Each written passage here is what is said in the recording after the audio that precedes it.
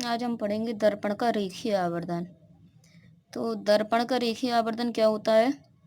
दर्पण द्वारा बने किसी वस्तु के प्रतिबिंब की लंबाई तथा वस्तु की लंबाई के अनुपात को दर्पण का रेखीय आवर्धन कहते हैं। रेखीय आवर्धन को m से लिखते हैं। दर्पण द्वारा बने किसी वस्तु के प्रतिबिंब की लंबाई, तो प्रतिबिंब की लंबाई को लिखा जाता है I से, तथा वस्तु की लंबाई, तो वस्तु की लंबाई को लिखते हैं O से।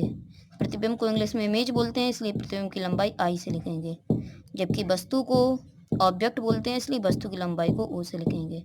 तो दर्पण द्वारा बनी किसी वस्तु के प्रतिबिंब की लंबाई और वस्तु की लंबाई का अनुपात कहलाता है दर्पण का रेखीय आवर्धन। एक फॉर्मूला और होता है रेखीय आवर्धन का, m बराबर I/O बराबर -v/u। जब हमें वस्तु की दूरी और प्रतिबिंब की दूरी दी जाए तो रेखीय आवर्धन का फॉर्मूला लगाएंगे m बराबर -v/u।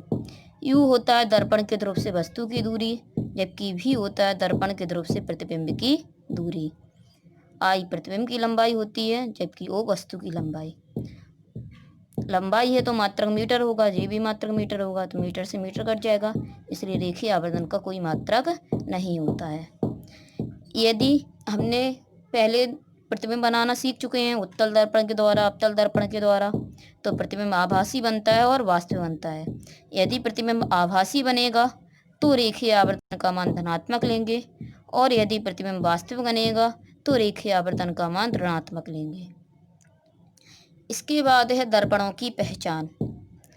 दर्पण की पहचान में सबसे पहले हम पहचान करेंगे स्पर्श करके। जैसे बहुत सारे दर्पण दिए जाएं और उसकी हमें क्या करना है, पहचान करना है। तो एक हमें छड़ दे दी जाएगी, उस छड़ के ऊपर यदि दर्पण को रखते हैं तो वह छड़, जैसे ये एक छड़ है, इस छड़ को दर्पण के ऊपर रख रहे हैं। इस छड़ को दर्पण के ऊपर रखने से यदि यह छड़ दर्पण के बीच वाले भाग को स्पर्श करती है, देखो यहाँ पर ये बीच वाले भाग को स्पर्श कर रही है, तो यह दर्पण होगा उत्तल दर्पण। यदि इस छड़ को दर्पण के ऊपर रखें और इस छड़ को दर्पण के ऊपर रखने पर यह छड़ दर्पण के किनारे वाले भाग को स्पर्श करे तो दर्पण हो जाएगा अवतल दर्पण। और यदि इस छड़ को किसी दर्पण के ऊपर रखने पर वह छड़ दर्पण के हर भाग को स्पर्श करे तो दर्पण होगा समतल दर्पण। इस तरह से हम दर्पण की पहचान स्पर्श करके कर सकते हैं। दूसरी कंडीशन है दर्पण की पहचान हम करेंगे प्रतिबिंब देखकर। प्रतिबिंब देखकर हम किस तरह से करते हैं दर्पण की पहचान?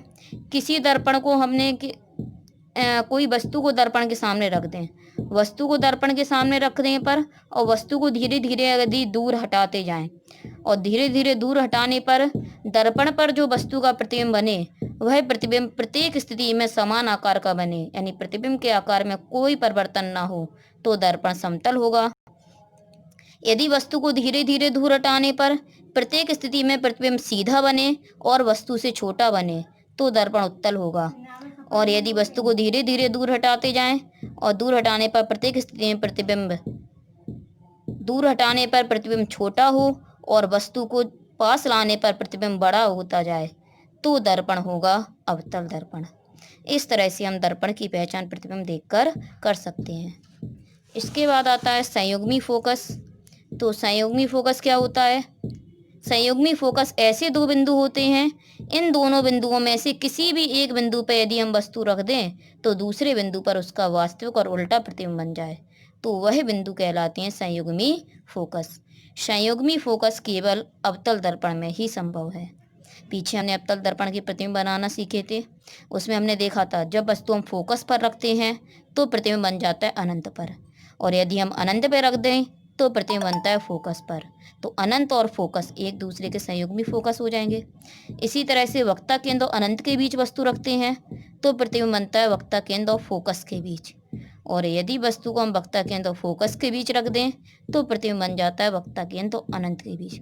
तो ये दोनों बिंदु भी एक दूसरे के संयुग्मी फोकस हो जाएंगे। तो संयुग्मी फोकस केवल अवतल दर्पण में ही संभव है।